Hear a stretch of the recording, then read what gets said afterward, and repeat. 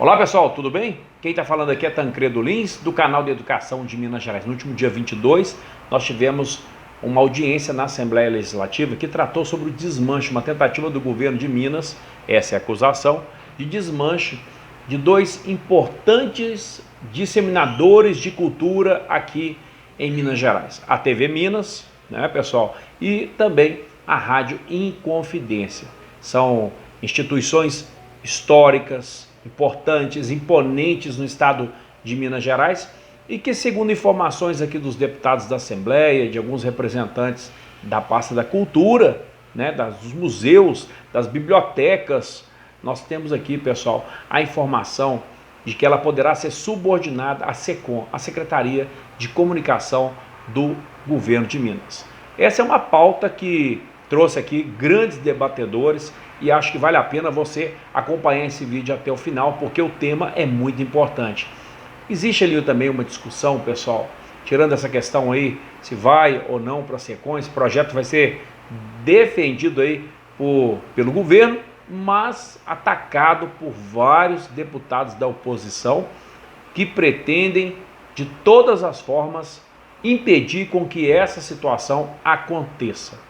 Sabem que algum tempo atrás nós tivemos aí novidades, decisões do Supremo Tribunal Federal, decisões do governo em demitir aí alguns funcionários da Rádio Inconfidência, né? Que são pessoas ali que estavam ali há anos, grandes dinossauros da Rádio Inconfidência, vamos chamar assim, dessa maneira mesmo, que para garantir aqui com esse nome, né, a força e imponência dessas figuras históricas que estavam ali trabalhando nessa importante rádio de Minas Gerais e receberam a notícia de uma demissão. Isso aconteceu na véspera do Carnaval. Bom, não fosse o choque dessa situação, agora nos vemos com esse problema, quer dizer, colocar a Rádio Inconfidência e também a TV Minas subordinada aí dentro da pasta da SECOM. O governo garante que nada vai mudar, mas você acredita nisso, pessoal? Acho que vale a pena acompanhar esse vídeo até o final. E também nós vamos falar sobre como que está a situação de museus e da biblioteca estadual, pessoal. Inclusive uma denúncia séria aí, biblioteca estadual sem dinheiro até para pagar a conta de telefone, pessoal. Acho que vale a pena acompanhar esse vídeo até o final. Então, acompanhe comigo na tela para você. Eu acho que é muito importante, qualquer projeto que for trabalhar com a mudança, seja da Rádio Confidência, da TV Minas, do arquivo, não é? Existe uma história ali, existe um DNA. E num primeiro momento, desde que foram criados, aí eu começo pela Rádio Confidência Ondas Curtas, lá nos anos 30, ela não é uma rádio de informação. Ela não foi criada para isso. Ela não é uma rádio de jornalismo, mesmo porque na época você não tinha um rádio jornalismo tão intenso como a gente teve durante a história do rádio. Ela é uma emissora que vai trabalhar basicamente com dois gêneros radiofônicos que fizeram muito sucesso e faziam muito sucesso, que eram os programas de auditório e as radionovelas. Tá?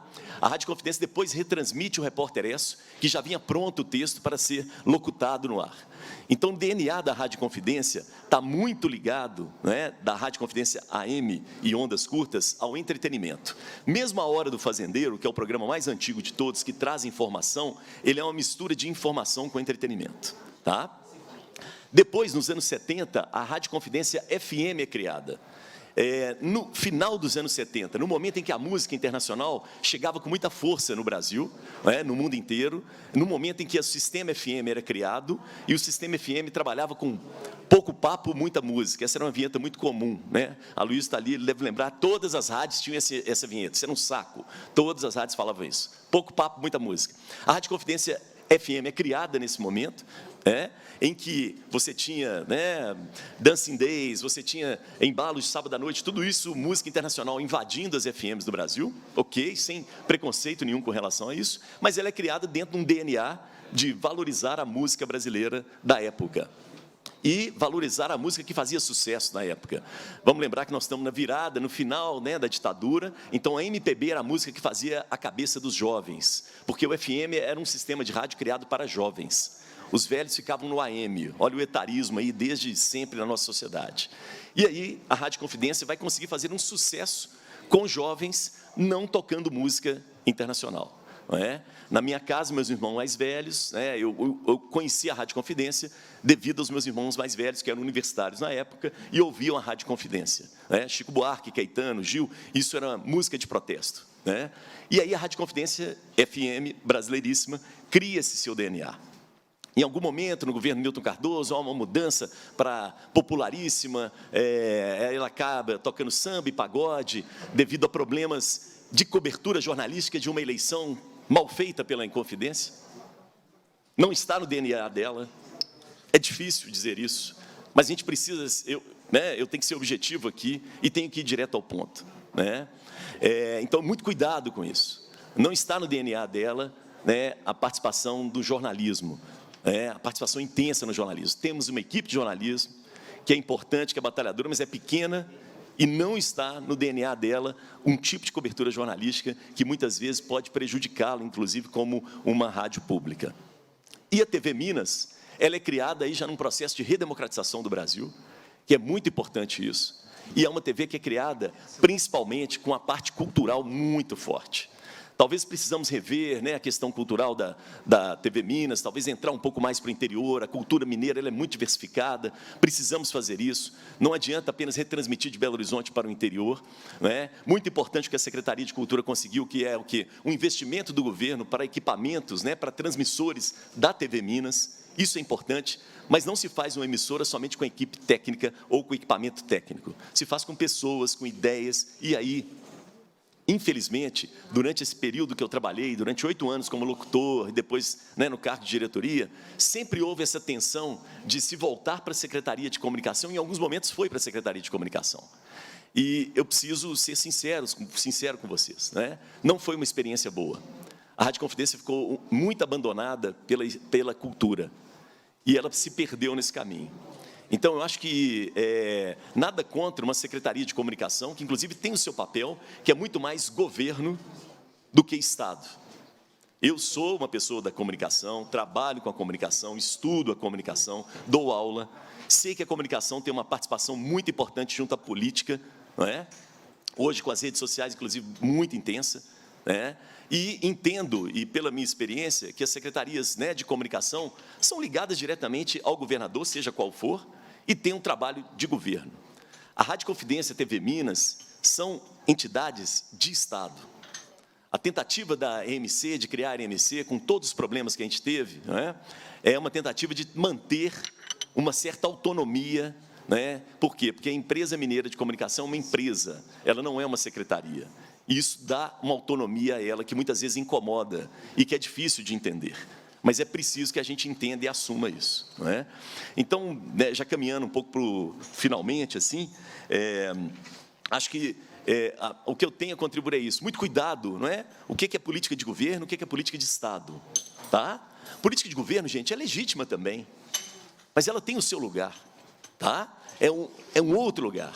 E um momento que vivemos no nosso país, a gente sabe que a cultura nos ajudou muito a sair do sofrimento mental que nós tivemos durante a pandemia, e nós estamos vendo a reconstrução de um Ministério da Cultura. Então, para mim, não é o momento de se fazer essa virada. Para mim, com todos os problemas que a gente tem ainda na cultura, com toda a falta de recurso, essa mudança pode ser muito complicada. Então, é preciso se discutir, e esse aqui é o lugar da discussão.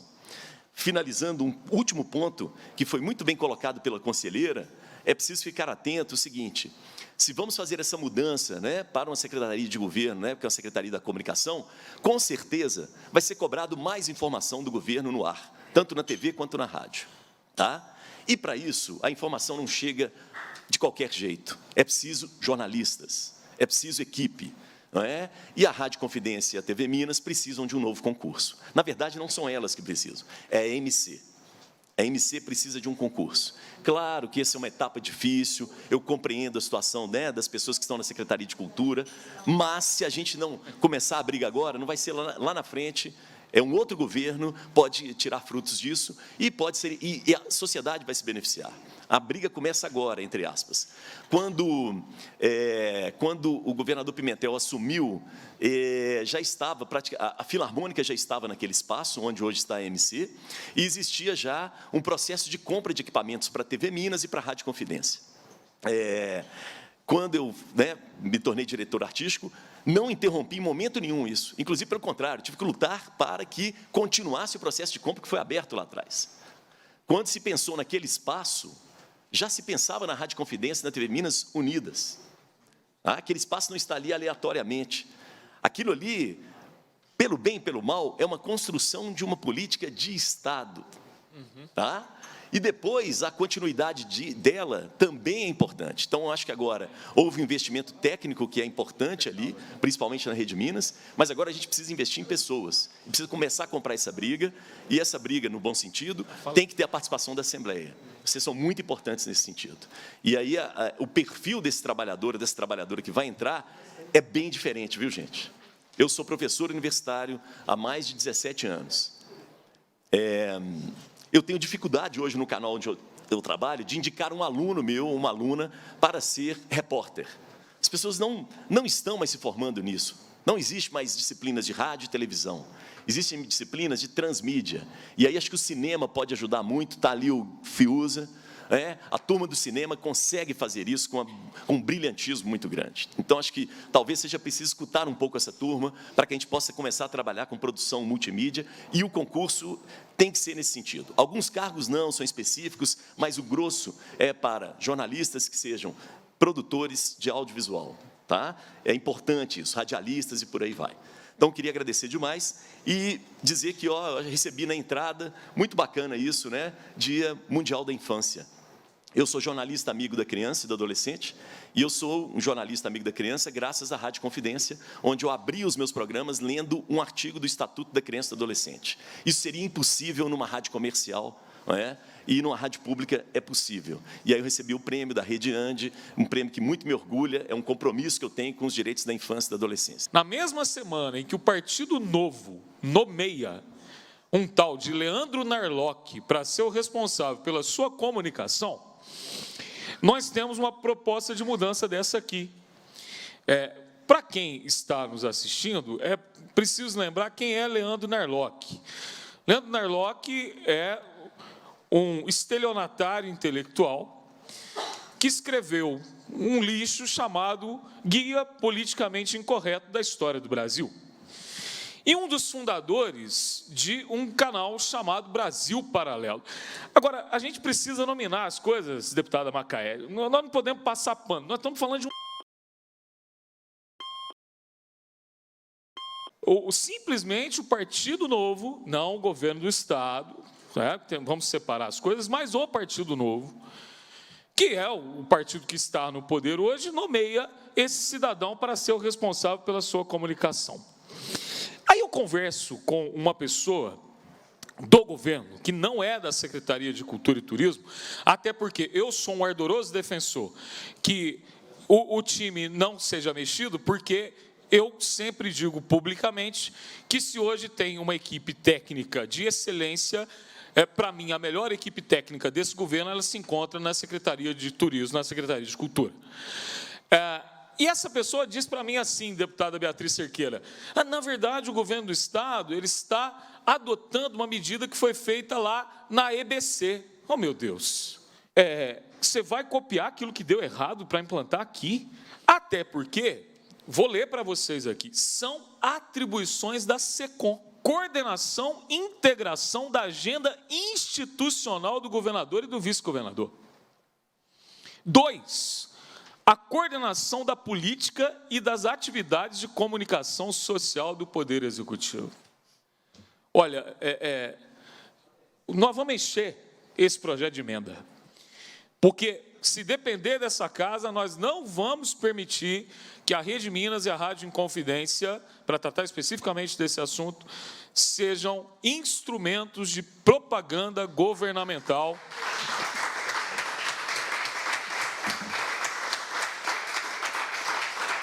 de qualquer governo que seja ele do Novo, do PSDB, do PT, do PV, que é o meu partido, para que, como bem disse o nosso querido professor Elias, que a história e o DNA seja mantido. E defendendo aqui, inclusive, a continuidade de uma gestão que tem dado certo, defendendo aqui a expertise dos profissionais, das pessoas que hoje se encontram na Secretaria de Cultura e Turismo. Primeiro, a gente precisa falar sobre uma situação que é, no mínimo, curiosa, gente. E aí, essa situação eu gostaria de trazer para vocês, porque eu acho que muitas cabeças juntas, com certeza, pensam melhor do que uma cabeça só. Interessante.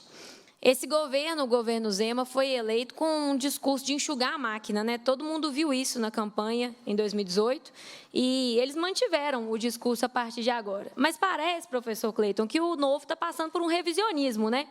Agora eles acatam fundo eleitoral e agora eles criam secretarias. Então a gente percebe que o discurso de enxugar a máquina depois que se entra no poder, realmente a questão não é essa mais.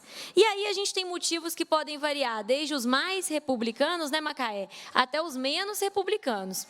E aqui eu não estou acusando, eu estou deixando o benefício da dúvida. A gente pode falar dos mais republicanos, como entender que, de fato, uma subsecretaria de comunicação não era eficiente para a comunicação institucional, então, por isso, eles decidiram que valia a pena a criação de uma secretaria, até os menos republicanos, como, por exemplo, precisar de cargo para encaixar os amigos, tentar aparelhar a comunicação do Estado de Minas para fazer pré-campanha para a eleição de 2026.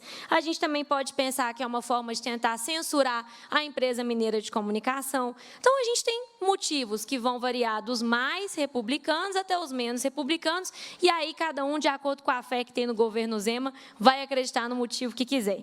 Para deixar um spoiler, a minha fé está nas menores, então eu estou mais tendenciosa aos que acreditam nos motivos menos republicanos. A Rede Minas e a Rádio Inconfidência são de caráter cultural e educativo. As duas casas são a Casa da Cultura, das Artes de Minas Gerais. Nós, produtores de conteúdo, que também nós consideramos artistas, ou seja, nós não só prestamos serviços, nós criamos filmes, nós criamos audiovisual. Mais de 60% da população brasileira não tem acesso à banda larga. Não tem acesso à banda larga. Então, eles não têm acesso à internet. Então, que TV, que entretenimento que chega para eles, num rincão de Minas Gerais, já que se gosta tanto de falar de mineiridade. Fernando Sabino falava que mineiridade, antes de tudo, nos falar disso. Né? O que chega? O que chega para a população pobre e carente? Qual é a forma que a gente tem de colocar cultura e artes dentro da vida desse povo tão sofrido? É através da Rede Minas e da Rádio Inconfidência, que tem um caráter cultural e educativo. Ela nunca teve um tostão para licenciar um produto nosso, um produto de autoria nossa, que a gente pudesse veicular lá. Ela não podia pagar o licenciamento, porque ela nunca teve recurso para isso. E aí, quando chegou a Lei Aldir Blanc, nós, o setor, propôs uma contrapartida. Olha só, Rede Minas, vocês nunca tiveram dinheiro para nada. Por que não se licita uma quantidade de filmes nossos que nós vamos licenciar para vocês a um custo razoável, mais barato que o mercado, e finalmente vocês vão ter conteúdo, mais conteúdo. Porque a vida inteira, eu cansei de atender telefonema da Rede Minas e falar assim, ô Fiuza, ô fulano, ô Beltrano, você não pode liberar o seu filme para passar de graça aqui na rede, não? Porque eles não tinham, nunca tiveram recurso. Né? Sempre foi difícil, a vida de TV pública é difícil.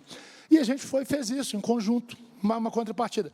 E aí se fortaleceu o MC Play, que é um streaming gratuito da TV pública, que está trabalhado de filmes mineiros, por isso, por causa de um recurso federal. Eu não vejo essa mudança, nessa reforma, nada mais como uma manobra política para se utilizar uma TV e uma rádio para os anseios políticos deste partido e deste governador, que atualmente ocupa o governo do Estado. Nós viemos de muitos problemas na empresa mineira de comunicação, uma empresa que foi criada por lei em 2016, unindo a Rádio Inconfidência e a Fundação Rede Minas, que, para o nosso entendimento, já tem um vício de origem estrutural, quando organiza uma estrutura de regime de estatutário com seletista.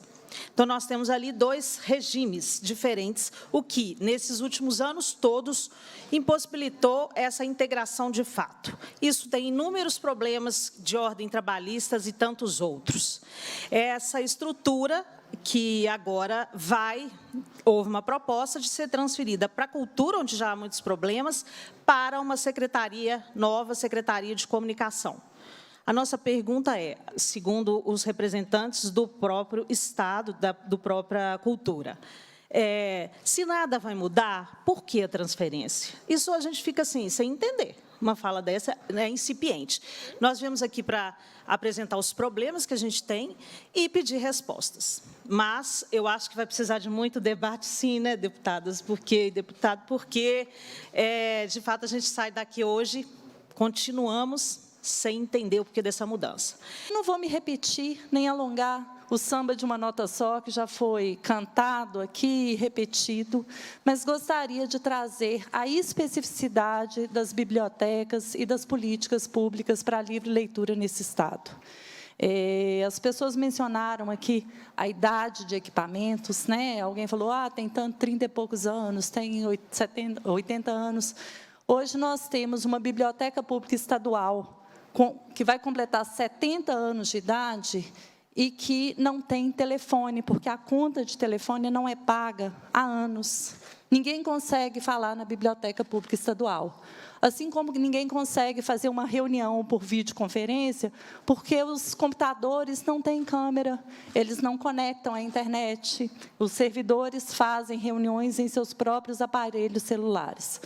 Mas a biblioteca estadual, que está em situação de precariedade, não tem outra palavra, e precariedade é uma palavra elegante para dizer o que vive aquela instituição, sem servidores, funcionando em horário reduzidíssimo, sem política de renovação dos seus acervos bibliográficos, sem telefone, sem um monte de coisas que já foram mencionadas aqui.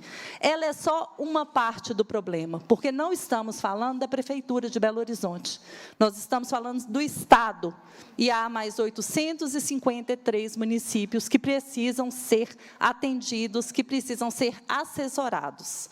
Em 2008, eu deveria ter começado como Elias, dizendo que eu já trabalhei para vários governos. Eu trabalhei muitos anos na Secretaria de Cultura, trabalhei na Prefeitura de Belo Horizonte, em governos diferentes, com perspectivas diferentes. Mas nunca vi, em todos esses anos, tamanha precariedade, tamanho descaso com a biblioteca pública e com o sistema estadual de bibliotecas.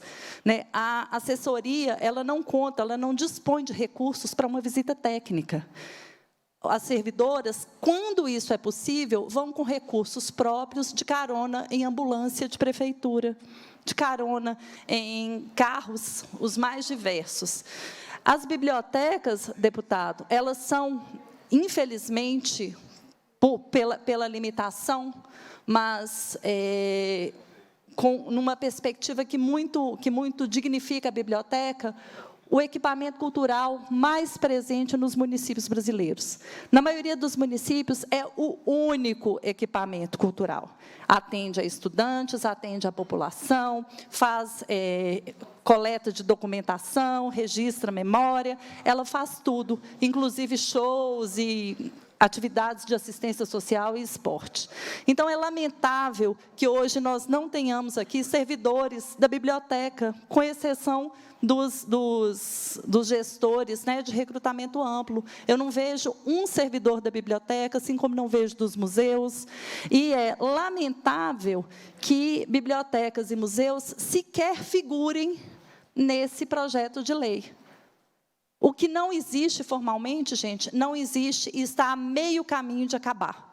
Não existe nessas duas estruturas que estão postas dentro da Subsecretaria de Cultura, né? Uma de Economia Criativa, outra, que eu nem me lembro o nome aqui agora, mas nada que garanta a existência dos equipamentos que garantem a ação cultural nos municípios todos os dias, porque o que abre a porta todos os dias é biblioteca, é museu. Importante é o que tem orçamento. Importante é o que existe formalmente, né, numa formalidade que nos permite cobrar, que nos permite sustentar projetos e reivindicações. Então, a minha participação, quem vem por último acaba tendo o benefício de todas as falas anteriores e um pequeno benefício de arrematar tudo que foi posto, toda a precariedade que está posta para uma instituição que vai completar 70 anos e que ninguém aqui consegue falar lá porque não tem telefone. É lamentável a situação da Biblioteca Pública Estadual de Minas Gerais. Um prédio tombado, um prédio lindo do Niemeyer, um anexo que ficou quase 5 anos fechado, né, também em função de pandemia, mas que teve seu telhado reformado com recurso de emenda parlamentar. Mas me preocupa mais ainda o sistema estadual de bibliotecas. Como é lamentável a inexistência de bibliotecas escolares. Eu já fui convidada pelo Estado para fazer oficina, para ensinar os professores a montar bibliotecas sem recursos, bibliotecas singelas, essa foi a palavra que me foi oferecida. Então, precisamos estruturar a estrutura da cultura, porque show é bacana, teatro, apresentações esporádicas são bacanas, é fundamental fomentar, a criação artística, dar um chão seguro para os artistas, mas precisamos estruturar o nosso sistema estadual de cultura. E essa estrutura, no dia a dia, no duro chão ali do município, é biblioteca, é museu, é o arquivo que o professor Renato me disse que existem mínimos 3% dos municípios mineiros, se não me engano. Então, essa estrutura ela está completamente atropelada pelo Instagram, pelo carnaval, pela festa na Praça da Liberdade, por coisas que só existem na fantasia das redes sociais. A situação do Arquivo Público Mineiro, como diretoria de uma superintendência de equipamentos culturais, é muito precária. Então, o simples fato de se discutir um novo vínculo é algo que eu acho que deve considerar bem-vindo. Mas o subsecretário Igor mencionou que a maior parte dos arquivos estaduais, os arquivos públicos, está se vinculando com o gabinete. Mas não é o gabinete da Secretaria de Cultura, subsecretário. Só deve atualizar seu levantamento. Por exemplo, no Arquivo Público do Estado do Rio de Janeiro, o vínculo é com a Secretaria de Estado da Casa Civil, então é esse gabinete. No caso de São Paulo, é a Secretaria de Estado de Gestão e Governo Digital. Nós não podemos continuar tratando os arquivos públicos como se fosse há 50 anos atrás. Precisamos ser novos. E hoje o grande desafio é isso, o documento digital, com o registro da memória que a gente vai deixar para a posteridade se não tiver infraestrutura robusta de preservação digital. Quando eu falei ligados ao gabinete, eu não especifiquei que seria o da Secult. Dos estados. Por isso que eu não... E são vários estados com especificidades em cada um dos seus gabinetes. Então, o senhor está coberto de razão, o que não retira a minha certeza também de estar ligado diretamente aos gabinetes. Referente às políticas públicas, eu convido o senhor para ir até a minha mesa, na cidade administrativa ou em qualquer lugar que for interessante para o senhor, para a gente discutir todas essas políticas que o senhor falou. E o que a gente puder fazer, você não tenha dúvida, você pode contar comigo que eu farei. Aonde eu alcançar o chapéu, eu colocarei o chapéu. Agora, o que não for possível, eu falei para o senhor que eu tenho obstáculos, terei obstáculos, porque a verdade liberta. Eu também não vou te falar alguma coisa que eu não consigo fazer. E aproveitando a minha fala também, deixo as portas abertas para a Fabíola, que não é o tema dessa audiência, mas eu aproveito para falar sobre a biblioteca pública, que, de fato, a gente precisa melhorar muito, inclusive, os diálogos com o CONSEC. A gente tem feito um trabalho dentro disso, existe, sim, deficiências, mas a gente vai melhorar referente ao diálogo, e tem feito tentativas disso, o Conselho percebe essas tentativas de diálogo, e no que se trata da biblioteca pública, a gente percebe tudo isso, a gente vê tudo isso. E as dificuldades burocráticas não podem ser um empecilho porque a gente executa essas políticas públicas. Eu trago uma novidade para vocês, que sendo bastante racional e não dando uma certeza, porque eu estou muito cuidado com o que eu falo, existe uma conversa com a Secretaria de Educação, e vocês vão ter notícias disso, pode inclusive ser objeto de requerimento, deputado, presidente, onde que nós faremos uma parceria com a Secretaria de Educação por meio de uma TDCO, que é um instrumento onde que se repassa recursos por meio de uma secretaria, e a Secretaria de Educação apalavrou 8 milhões de reais para a biblioteca pública, para o sistema de bibliotecas públicas, para a utilização do seu custeio. E quando eu falo custeio, que é o pagamento de serviços e não a compra de capital, compra de objetos, compra de equipamentos, por exemplo, isso não entra, seria somente serviços, seria somente operações, aluguéis, contratações de profissionais. Esse recurso foi apalavrado, e inclusive para a gente voltar com o suplemento literário, que é uma das coisas que eu defendo desde quando eu cheguei à Subsecretaria de Cultura do Estado de Minas Gerais.